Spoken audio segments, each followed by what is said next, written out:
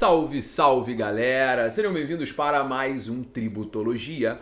E esse é o programa de número 150 que vai ao ar no domingo, dia 20 e, vamos confirmar aqui, 23 de outubro de 2022. Um prazer e uma honra estar aqui com vocês por mais uma semana falando de direito tributário. E eu preciso necessariamente abordar um assunto que tem sido objeto de muitas discussões recentes no judiciário e na pauta dos candidatos à presidência da República, que é a atualização da base de cálculo do imposto de renda. Gente, preste bastante atenção. Nós temos uma defasagem da base de cálculo do imposto de renda da pessoa física que chega a 135%. São quase 140%, quase 140% de desatualização da base de cálculo do imposto de renda. Sabe o que significa isso? Significa dizer que hoje a faixa de isenção que está na casa de R$ 1.900 seria na casa de R$ 4.000. É exatamente isso. Você que está aí me ouvindo, que recebe um salário de R$ 3.800, de R$ 4.000, estaria isento de imposto de renda. Não estaria pagando 22,5% como paga hoje. Ou seja, você tem uma defasagem que representa, sem sombra de dúvidas, uma majoração indireta do tributo. Mas para além disso, nós temos um outro detalhe super interessante, que desde 96 também não é atualizada a base de cálculo do imposto de renda da pessoa jurídica. É interessante porque na pessoa física a gente paga ali nas alíquotas que vai de 7, né, a 27,5%, 7,5% a 27,5%. Mas a pessoa jurídica ela paga 15% de imposto de renda, com adicional de 25%, adicional de 10%, né, chegando a 25%. E é interessante que esse adicional ele se aplica quando o lucro da pessoa jurídica ultrapassar 20 mil mensais. Só que esses 20 mil mensais eles foram atribuídos em 1996. E desde então, os 20 mil mensais continuam lá. Ou seja, não há uma atualização também do imposto de renda da pessoa jurídica. Isso significa, sem sombra de dúvidas, tanto para a pessoa física quanto para a pessoa jurídica, uma majoração indireta do tributo, gente. Gente, presta atenção. Na pessoa jurídica, o impacto ele é ainda maior. Porque, veja, se eu atualizo 20 mil reais até os tempos atuais, nós estamos falando que essa base de cálculo do imposto de renda seria de 20 mil, mas ela iria para quase 100 mil reais. São quase 100 mil reais. E o adicional, então, ele subiria para 300 mil reais.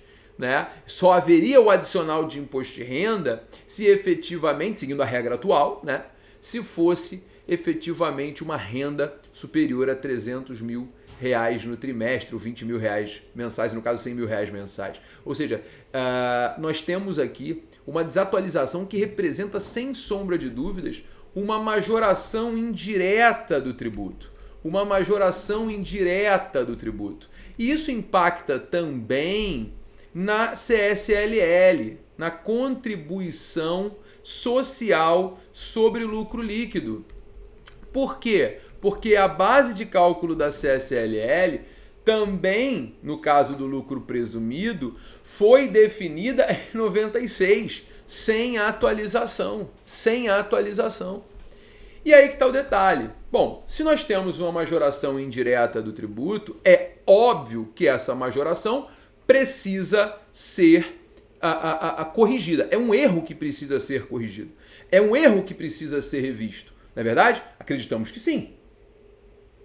Entretanto, esse erro, o judiciário diz que não pode mexer. Diga-se de passagem, nessa última semana, o STF ele julgou a ADI 7221. ADI 7221. Na ADI 7221, o pedido é para que o patamar de 20 mil reais da base de cálculo do imposto de renda da pessoa jurídica seja atualizado, simplesmente corrigido pela inflação, que todo mundo sabe que a inflação é a corrosão do poder de compra do cidadão, né? O ministro Barroso, relator, ele se embasou no julgamento do recurso extraordinário 388.312, levando em consideração que é vedado né, que o judiciário ele efetivamente invada as atribuições dos poderes executivos e legislativos, né? Essa atribuição da organização da vida econômica e financeira do cidadão é uma atribuição do poder executivo e do poder legislativo, não podendo o judiciário se imiscuir nessa atribuição. E eu acho muito interessante esse julgamento, porque, veja, não se trata mais de uma invasão de competência. Não tem aqui nenhuma violação ao sistema de freios e contrapesos, né? O que nós temos hoje é muito mais do que uma violação ao sistema de freios e contrapesos. O STF precisa interferir nesse assunto urgentemente, tanto para a pessoa física quanto para a pessoa jurídica, porque isso representa uma violação ao princípio do não confisco. A gente fala em 140% de defasagem na pessoa física e 376% de defasagem na pessoa jurídica. Se isso não é majoração indireta de tributo, isso é o quê? Veja, o salário do ministro do STF ele é atualizado mensalmente. Mensalmente não, mas anualmente. Claro que eu me empolguei e falei besteira, mas ele é defasado anualmente. Ele é atualizado anualmente para que não seja defasado, né? Você tem uma necessidade de investimento no Brasil. Como é que você vai ter o desenvolvimento econômico se você não tem efetivamente um estímulo à produtividade, um estímulo à indústria, um estímulo ao comércio, um estímulo ao empreendedorismo? Porque, veja, o governo não majora o tributo, mas não atualiza a base de cálculo. Está tributando sobre um valor fictício. E se há uma violação ao não confisco, e cá entre nós, se há uma majoração indireta do tributo sem lei, temos a violação também do princípio da legalidade. Não só do princípio do não confisco, mas também do princípio da legalidade. Então, muito cuidado com isso. Muito cuidado com isso. Porque eu particularmente acho que o STF ele está agindo aqui de forma que não deveria. O STF ele invade tanto a esfera do poder executivo e do poder legislativo. O próprio STF está pendente de julgar agora a multa que é confiscatória ou não. Ou seja, o STF vai dizer qual é o patamar de multa que é confiscatório. Se isso não invadir o legislativo, é o quê? Né? Então, assim, o tempo todo o STF define política pública. Quando, na verdade, é para cuidar do contribuinte, o STF tem mantido o seu posicionamento, que é um posicionamento cruel, de proteção do orçamento público. Isso é mais uma jurisprudência defensiva de proteção do orçamento público. Eu, particularmente, fico bastante triste pela perda do direito. O direito se perde, né? O cidadão ele tem que se embasar no direito fundamental, e nesse caso nós temos os direitos fundamentais tributários, que estão esculpidos no artigo 150. Dentre eles a legalidade, o não confisco, a razoabilidade, né? A neutralidade, que nesse caso até a neutralidade é violada, porque você tem uma interferência do Estado indireta na própria concorrência.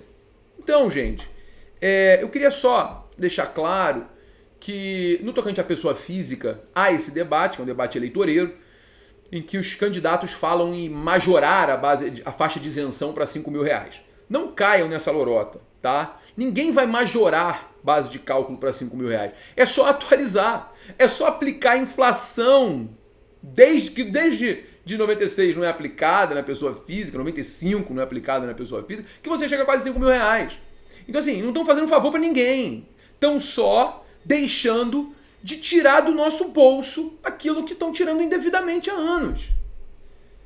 Então, assim, atenção, cuidado com proposta de político, principalmente na seara tributária. Lembre-se, qualquer proposta de político que implique aumento de despesa pública, ele tem que fazer frente a esse aumento de despesa por meio de receita. E a receita é tributária, ponto, acabou.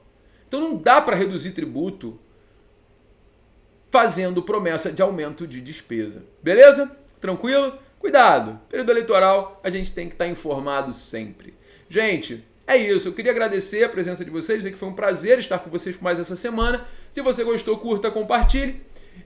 Até porque a gente precisa trabalhar para a mudança dessa jurisprudência do STF, convencer o STF que ele precisa sim analisar essa atualização da base de cálculo, porque isso representa uma perda da capacidade contributiva do cidadão, do empresário, da pessoa jurídica, da pessoa física, enfim, é uma perda da capacidade de investimento. Você tira dinheiro da economia, você tira o poder de compra do brasileiro.